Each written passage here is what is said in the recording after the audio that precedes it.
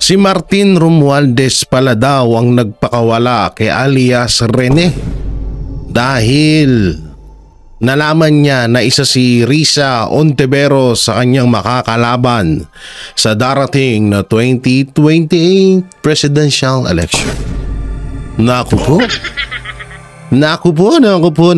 Risa. Naku po, maring Risa. Oo, tinatrabaho ka na pala daw ni Martin Romualdez. Oo, grabe to, no? Talagang lahat ng makakasagabal ata kay Martin Romualdez bilang pagtakbo niya bilang presidente ng Pilipinas ay gagawin niya lahat. Ito ay wala pa naman kasiguraduhan, pero manonood tayo ng mga video mapatungkol ho dito sa balitang ito. At ito, alam ko late na rin ako. May panibagong video si alias Rene mapatungkol dito kay Risa Ontiveros na binayaran siya para lang para idiin si Pastor Apollo Kibuloy.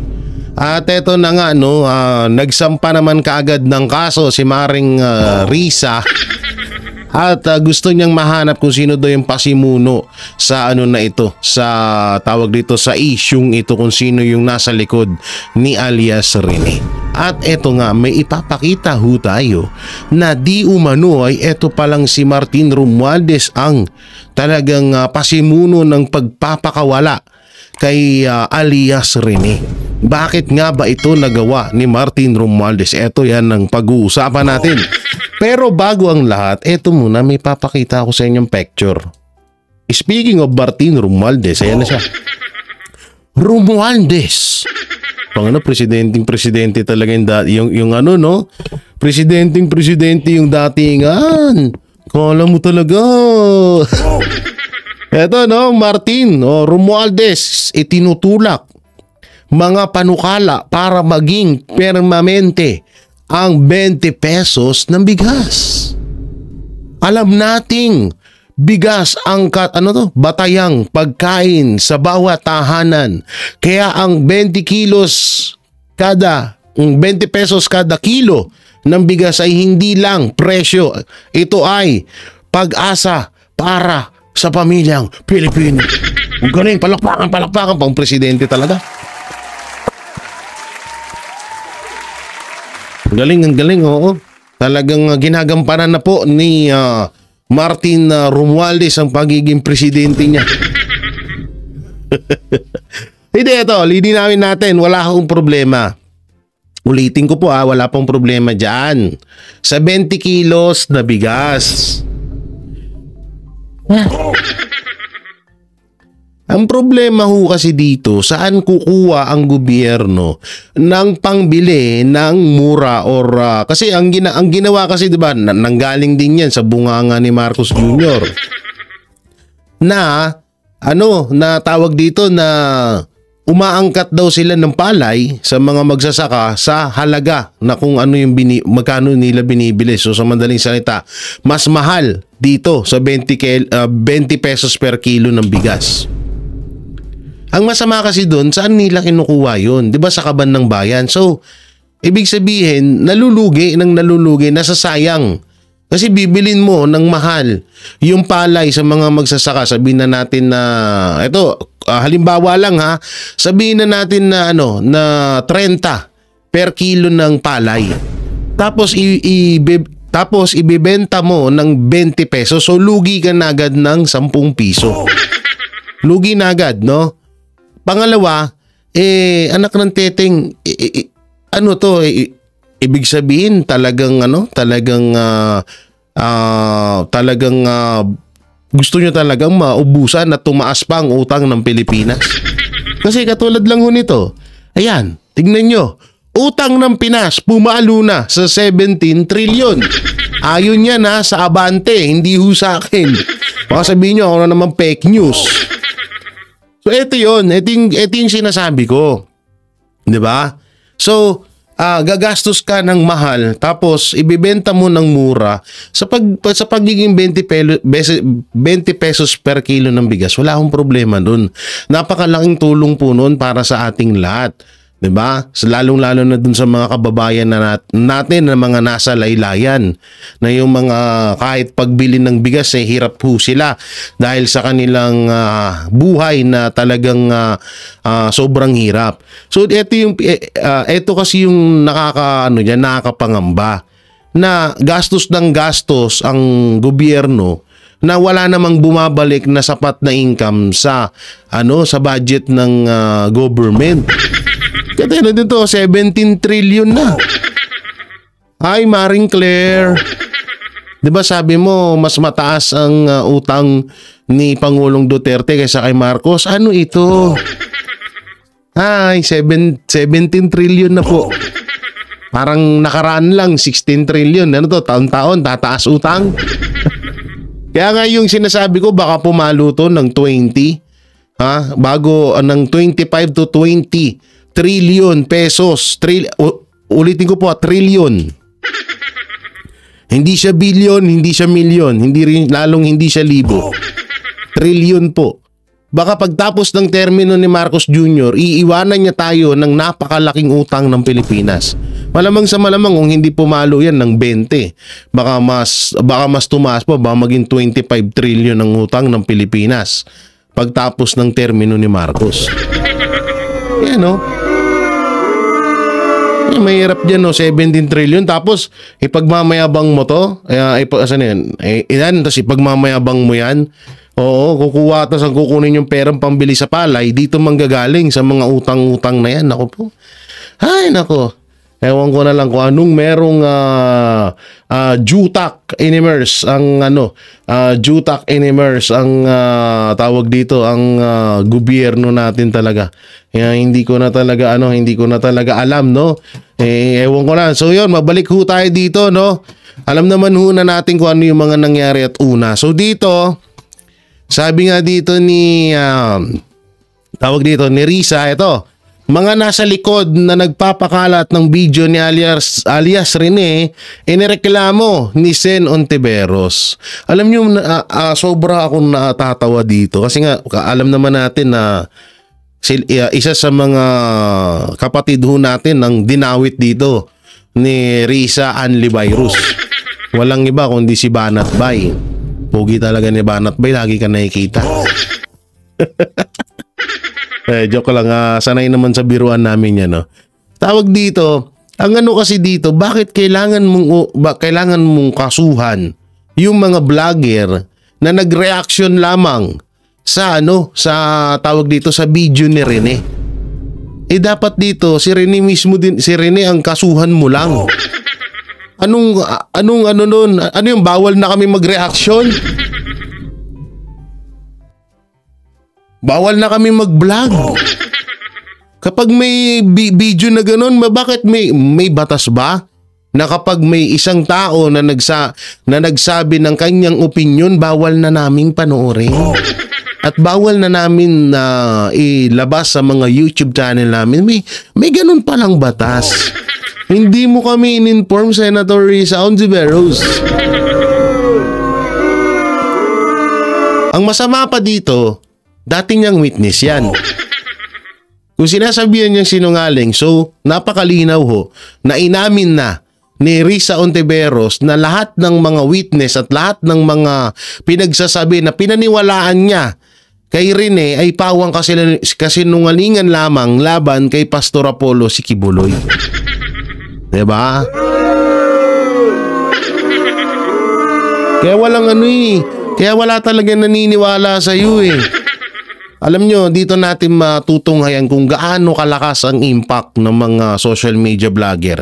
Especially ng siyempre Banateros, no? At SMNI.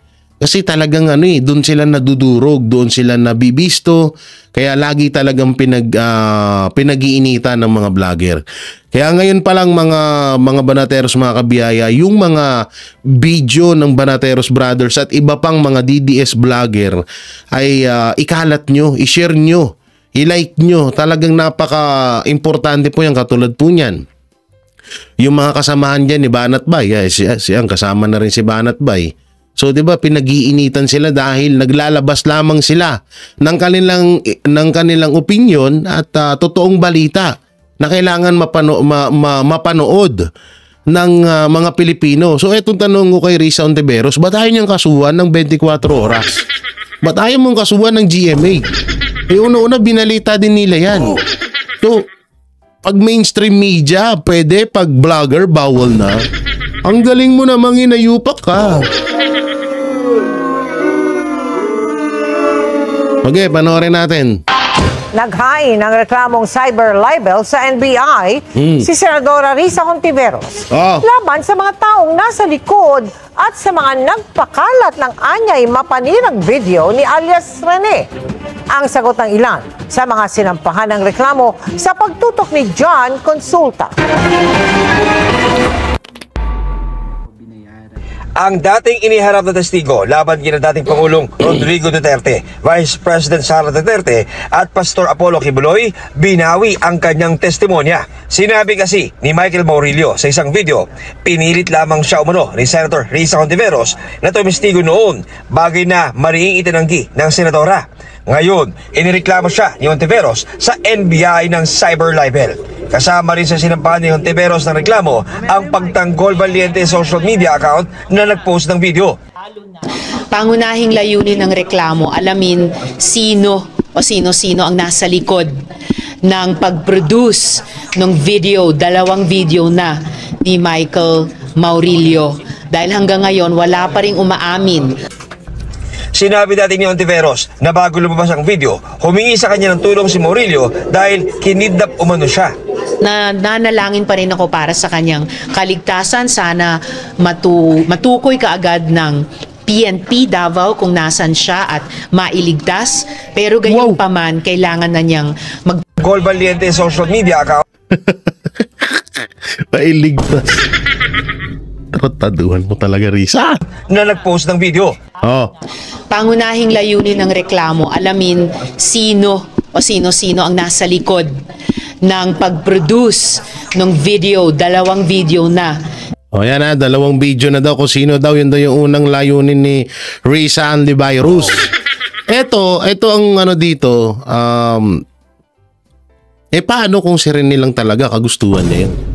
Tsaka ito na paghahalataan kayo, takot kayo sa sarili niyong multo. Palibasa ginagawa nyo, kaya hanapin natin kung sino yung nasa likod dito.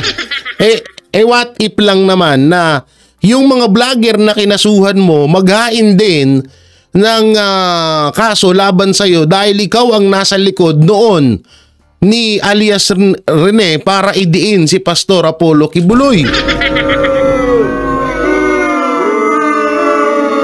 Diba? Anak ng teteng. Eto pa. Ni Michael Maurilio. Dahil hanggang ngayon, wala pa rin umaamin.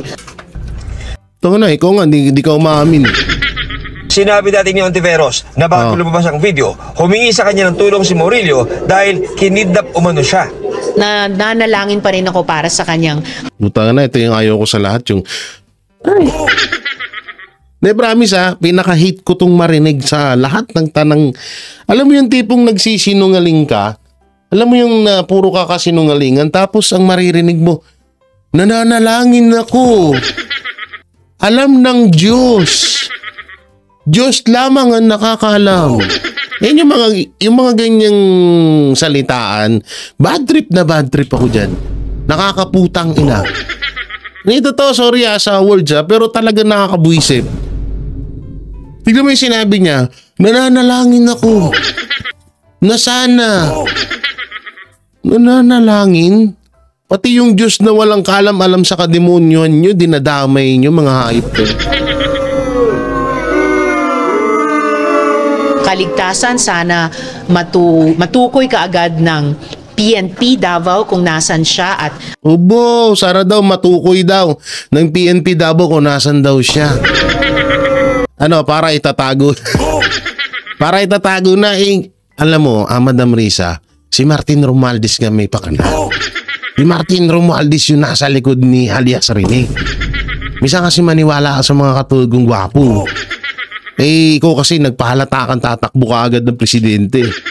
Kaya ngayon tuloy, pinapatrabaho ka na.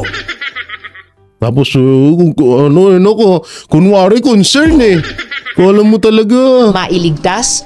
Pero gayunpaman, kailangan na niyang magpaliwanag at managot kung bakit siya nagsisinungaling sa mga video na ito. Obo, pero nung ginawa mo siyang witness, di siya sinungaling. Ang galing!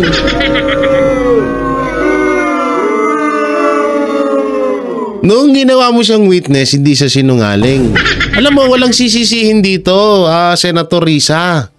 Hindi mo masisisi ang kampo ni Pastor. Hindi mo pwedeng sisihin. Ikaw nagsimula nito eh. Ikaw dapat unang sisihin. Dapat nga managot ka dito. Dahil hindi mo man lang muna inimbestigahan si alias Rene kung nagsasabi ba to ng katotohanan, ganun yun. Tara, naging senador ka lang pero bobo ka. Di sorry ang tanga mo. Kasi biruin mo, ginawa mong witness, wala ka palang, tapos ngayon sinasabihan mo sinungaling. Ginawa mong witness, tapos hindi mo malang pinag-aralan kung anong pinagsasabi nitong lokong to. Kung ito ba ay nagsasabi ng katotohanan. What if lamang na lahat yung apat, sabihin na nating 14. Yung 14 na tawag dito na witness mo ay talagang matindi ang galit sa mga Duterte at kay Pastor. Halimbawa lang halimbawa na ganun, na sobrang tindi ng galit nila at may iba pa silang intensyon. Halimbawa lang naman, etong 14 na to talagang bumubuo ng grupo para pabagsakin si Pastor, para angkinin nila yung mga kayamanan ni Pastor. Yung kayamanan ng KOJC. Yung mga ari-arian ng KOJC, what if lang naman na ganun.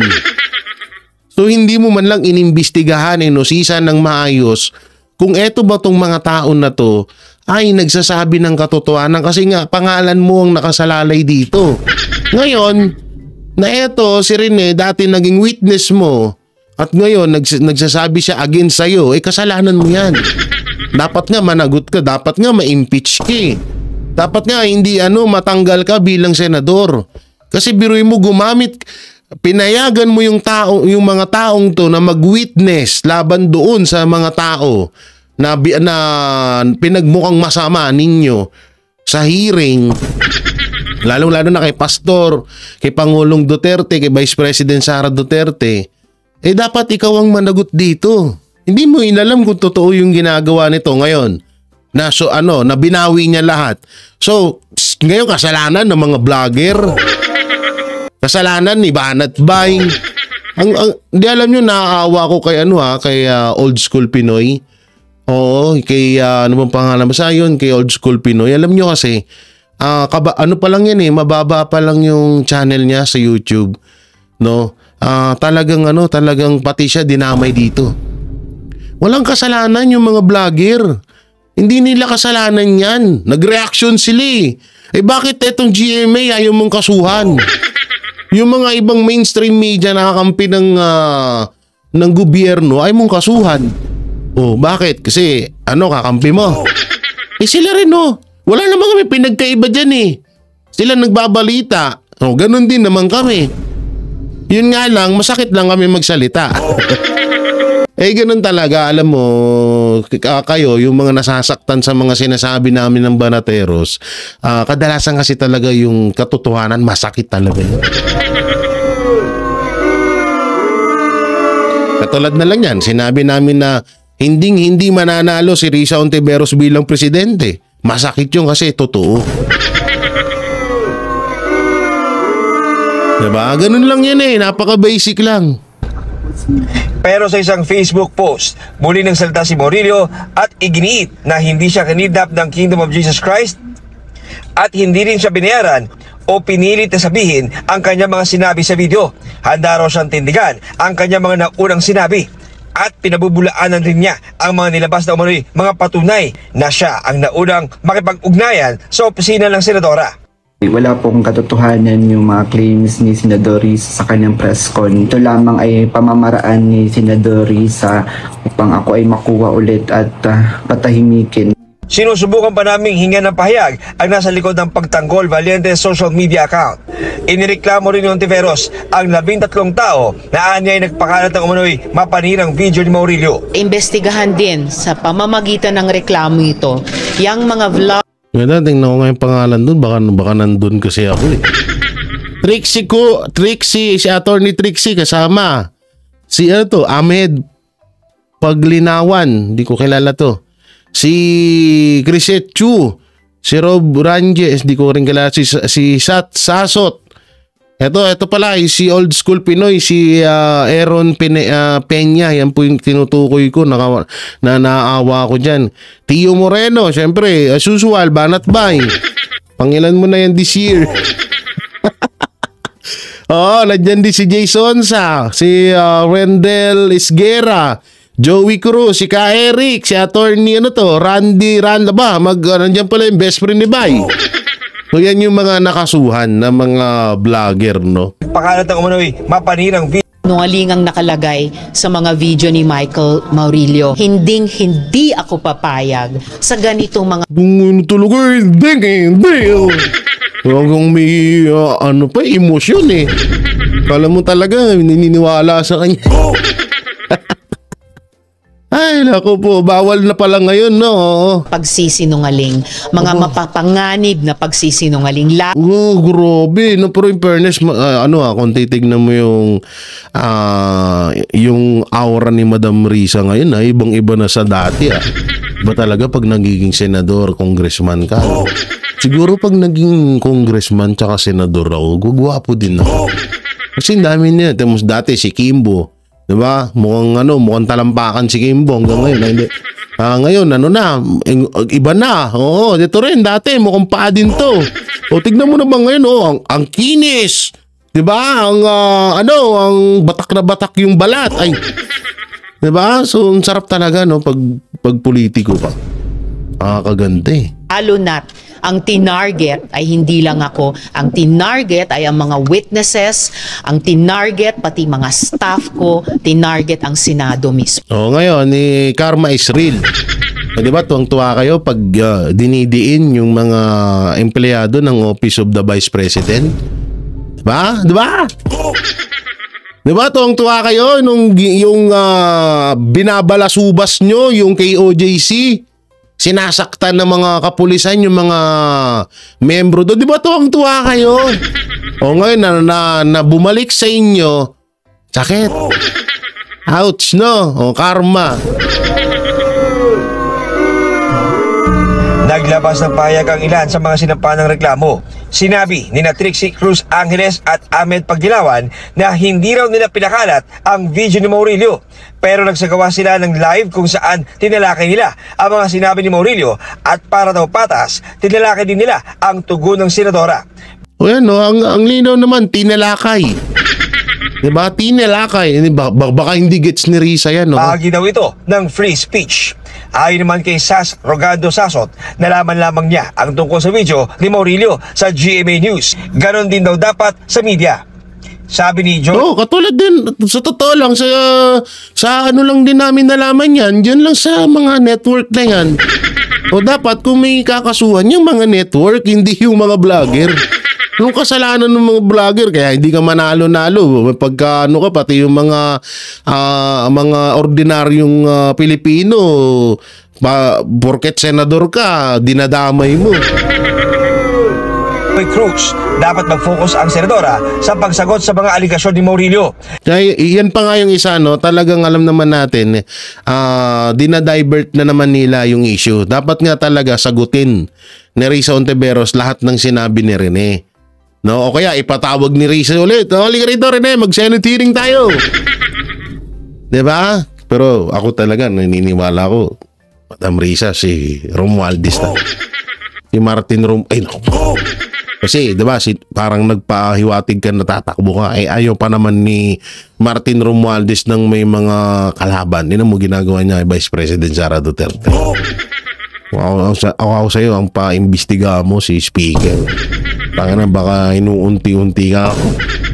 Sabi ko sa'yo. Isa daw siyang political observer at may karapatan sa kanyang sariling opinyon. Tama. Kahit naman sino may karapatan sa mga opinyon. So ito yung video ni Rene. So pakinggan ho natin. Alam ko yung iba nakapanood, pero mas maganda siguro mahimay-himay din natin. Panoorin ho natin. Ako po si Michael Maurilio, si alias Rene. Una po sa lahat, hindi po ako binayaran, pinilit, tinakot or kinidnap ng Kingdom o ang kampo ni Pastor Apollo C. Kibuloy. Wala pong katotohanan yung mga claims ni Senador Risa sa kanyang press con. Wala po ako sa pader ng Kingdom. 2019 pa po ako huling nakapunta ng Glory Mountain. Ito lamang ay pamamaraan ni Senador Risa upang ako ay makuha ulit at patahimikin. Kusa po akong lumabas upang sabihin yung katotohanan. Handa po akong maglabas ng mga ebidensya, kaukulang ebidensya. Paktay ka dito, Risa. May ebidensya di si alias Rene.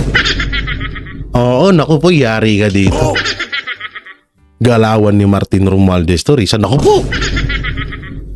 Siya mapapatunay na si Senador Risa ang pasimuno sa mga paninira kay Pastor Apollo Kibuloy. At handa po akong sa anumang mga legal na proseso. Senador Risa, hindi ako nag-text ng anuman sa'yo. Wag mo na akong... Sino na naman yung mga nag-text na yun?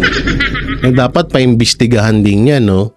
Paimbestigahan din niya kasi baka mamaya gawa-gawa lang yun. Kaya kailangan yung mga text messages, mga Gmail na sinasabi ni Risa na hawak niya, dapat mapaimbestigahan niya. Gamitin sa mga kasinungalingan mo. Kaya nga nasusuka ako sa iyo. Titindigan ko yung mga sinabi ko sa video na ginawa ko. Kusang loob ko itong ginawa para matahimik na yung konsensya ko. Uulitin ko po, hindi po ako binayaran, pinilit, kinidnap ng Kingdom o ang kampo ni Pastor Apollo Kibuloy. Ayan na po. Sino naman to? Ito, isa rin ba to sa witness? Who are you?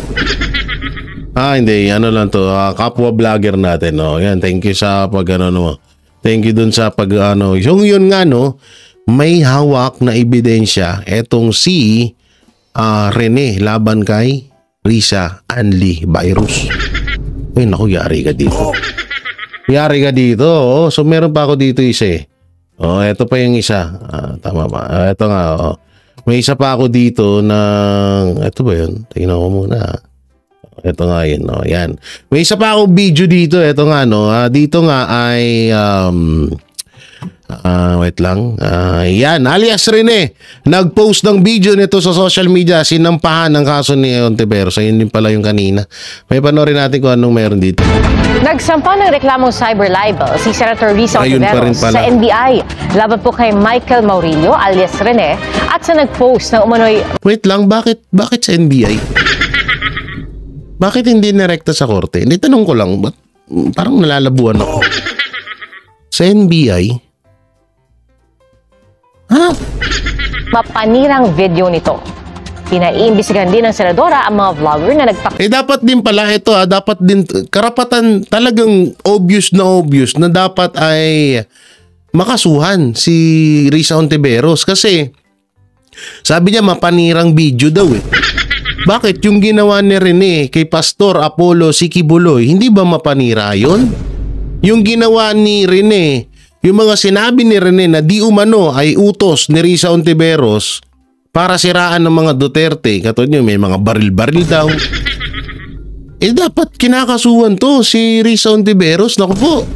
Diba? Kalit umano ng si John Consulta. Vice President Sara Duterte. Pebrero noong nakarang taon, nagbigay testimonya ang isang alias Rene sa Senate Committee hearing. Ba't yung pa tinatabunan yung mukha ni Rene, naka-face mask na tapos lantad na rin sa ano? Etong mga to, pag-ahalataan kayo. Nakita nyo naman doon, naka-face mask, naka-salamin, naka-sombrero. Ba't yung pa tinabunan? Para baka sabihin, hindi si Rene yan. Okay. Laban kina Pastor Apollo Kibuloy, dating Pangulong Rodrigo Duterte at Vice President Sara Duterte. Pero nitong Hunyo, lumabas ang video ni Michael Maurilio na nagpakilalang siya si alias Rene at sinabing tinakot at binayaran lamang umano siya ni Senator Risa Ontiveros para tumistigo. Mariing itinanggi ito ng senadora, sabay lapag ng mga resibo o screenshot.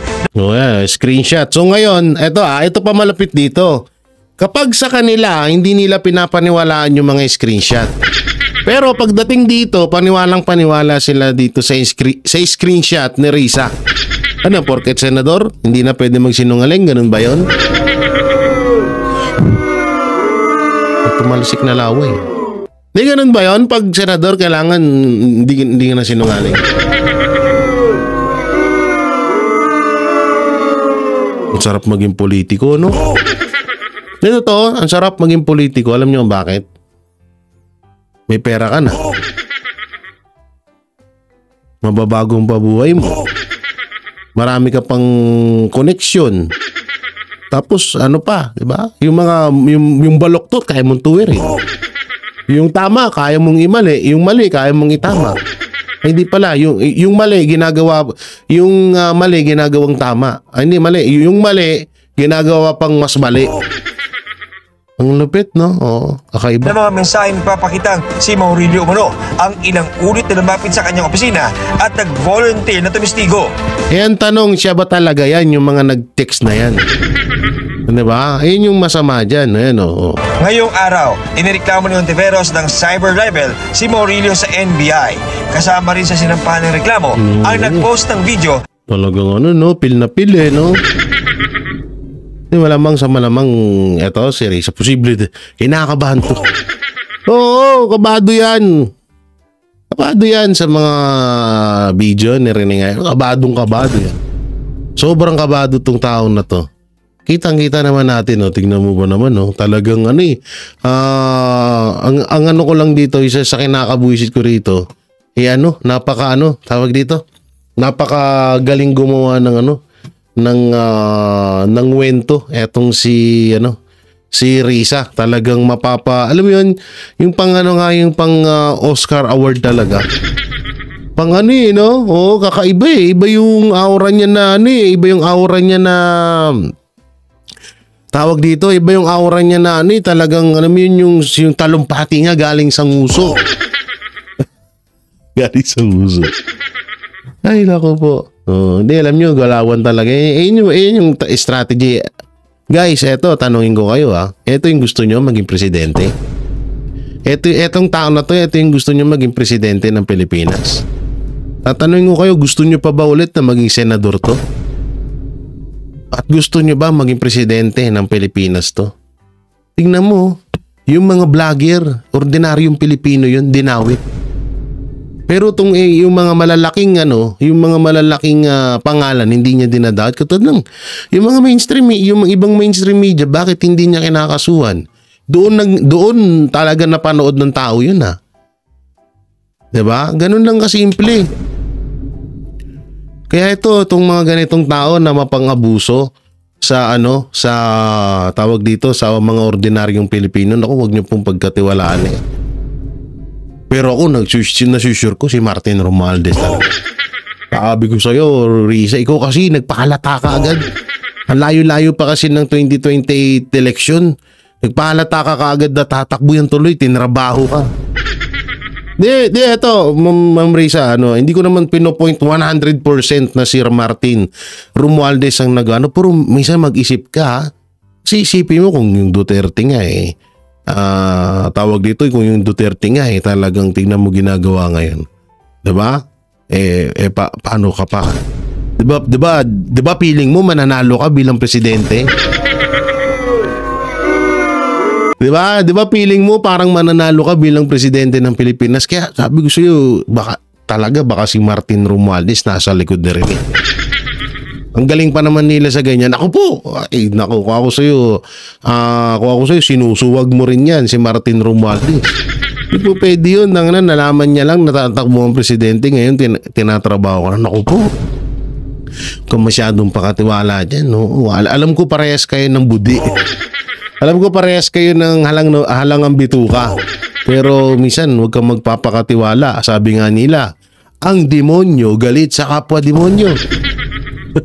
Parehas kayo may sungay na dalawa, kaya hindi kayo magkasundo. Tapos nalaman niya pa na makakalabang ka niya. So tutusin, eto lang Eto lang. Mas may panalo si Risa Ontiveros. Halimbawa, walang Duterte, walang Maglaban si Martin Romualdez at si Risa Hontiveros bilang presidente, may panalo pa si Risa. Bro mo naman, ang galing mag-speech with feelings. Ang galing, di ba? Si Martin Romualdez, laging busog yung bunganga. Akala mo ngumunguya ng popcorn kada mag-speech. Tapos alayo pa ng mga pinagsasabi sa totoong nangyayari. Kaya eto, Madam Risa, ako po.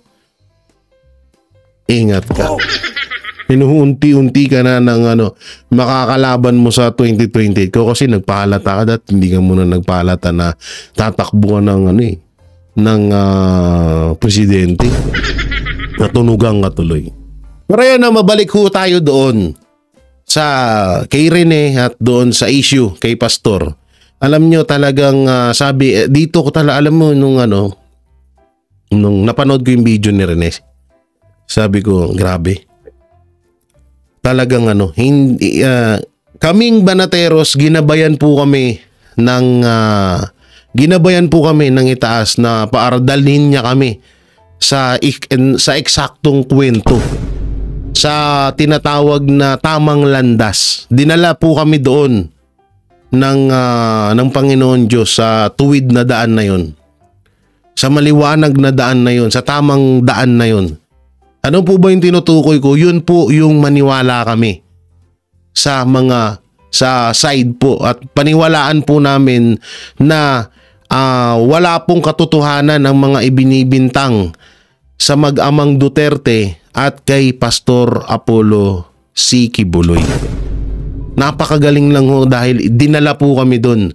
Dinala kami doon dahil para dito kayo Banateros. Ito yung tama, dito kayo. Huwag kayo dun kasi alam nyo naman na kaming lahat ng mga Banateros brothers ay naging kritiko ni Pastor. 'Di ba? So ngayon talagang unti-unti niya ho sa aming ipinapaliwanag na kung ano yung tama at dinadala niya ho kami doon. Kaya sobrang nagpapasalamat kami na hindi po kami hinililihis sa maling daan, kundi talagang doon sa talagang tama at totoong kwento. At dahil diyan, tingnan nyo, 'di ba? Isa na to sa mga patotoo na talagang yung mga ibinibintang sa mga Duterte, yung mga ibinibintang kay Pastor ay walang katotohanan. Yan po ay talagang tinatawag na isang political strategy lamang para masira ang mga Duterte at sirain kung sino man yung mga malalapit sa mga Duterte. Kagaya nga ho ng sinabi ko, ang Duterte ay malaking hadlang po sa mga ibang politiko na naghahangad para tumakbo bilang presidente. Malaking hadlang po ang mga Duterte at isa na rin po dyan si Pastor Apollo C. Kibuloy. Alam naman ho natin na sa SMNI at kay Pastor lamang talagang nalaman natin ng tunay na balita at tunay na kahayupan na maaaring kayang-kayang gawin ng Administrasyong Marcos sa ating mga katulad ho nating mga ordinaryong Pilipino. Kaya sobrang ako ay taba talaga ng puso ko na hindi niya ho kami nilihis sa maling daan, kundi talagang itinuwid niya po kami doon. Kaya ngayon sobra po kami natutuwa dahil hindi po kami nagkamali sa mga sinusuportahan naming tao, lalong-lalo na ho sa mga Duterte at kay Pastor Apollo C. Kibuloy. Kahit noon, ultimong pamilya ko, ultimong kakilala ko, tinatawag na parang inaasar or nilalait dahil pinagtatanggol ko si Pastor, pinagtatanggol ko ang mga Duterte. Pero wag ka. Doon ko napatunayan na hindi sayang lahat ng pinaghirapan namin at hindi rin kaya pala kami pursigido na maipagtanggol etong mga taong to dahil alam namin na nasa tama kami. Dahil lahat ng ibinato sa kanilang mga gawa-gawang kaso, gawa-gawang issue ay pawang kasinungalingan lamang. Kaya talaga grabe, palakpakan.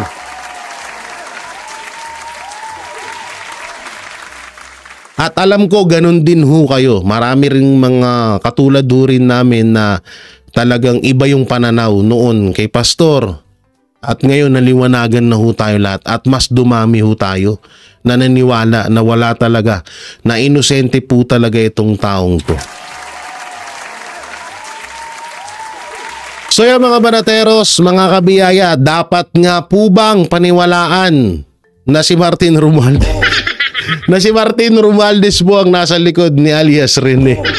At ano po ba ang may kukomento nyo sa mga hakbang na ginawa ni Senador Risa Hontiveros? I-comment nyo lang po dyan sa baba at syempre don't forget to like, share, comment, and subscribe sa ating YouTube channel. Paipindot na lang din po yung bell button para lagi kayong updated sa ating mga video araw-araw. So yun, maraming salamat. Ingat po kayo palagi. God bless and peace and bye-bye.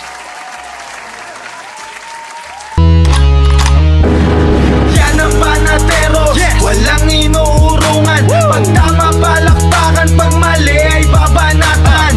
Yan ang Banateros, boses ng ordinaryong Pilipino. Banateros ay walang makakaawan, walang inuurungan, Banateros ay tinutulungan.